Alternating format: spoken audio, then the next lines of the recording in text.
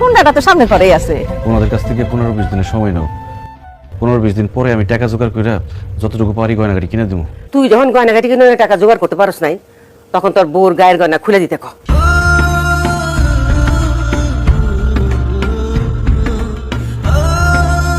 কি কিউট আমারে দিবেন, ভাইজানরে দিতেন।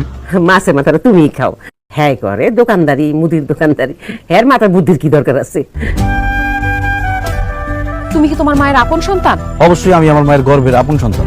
তার মেয়ের জামাইরে যে পরিমাণ ভালোবাসা, আদর করে, স্নেহ করে, তার 10 ভাগের 1 ভাগও তোমার প্রতি তার নাই।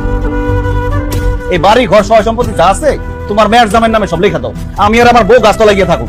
আমার তোর আর খাওয়ান পরম দেওয়ান লাগবো না, আমি মেয়ের বাড়ি চলে যাবো। মেয়ের জামাই আমার খাওয়ান পরম দিব। আমি তো ভাবছি ব্যান আমাকে লাগিয়া ব্যাগ ভর্তি করিয়া আম কাটল নিয়ে আসছে, এখন তো মনে হইতেছে ব্যাগের মধ্যে কিছুই নাই, সব ওনার জামা কাপড়। ছেলে মানুষ তো ঘর জমাই থাকে, তোমার মাই কি আমাকে বাড়িতে ঘর শাশুড়ি থাকার জমাইছে? তোমার মায়ের এখনই বলবা কাল সকালে যেন আমাকে বাড়ি থেকে চলে যায়।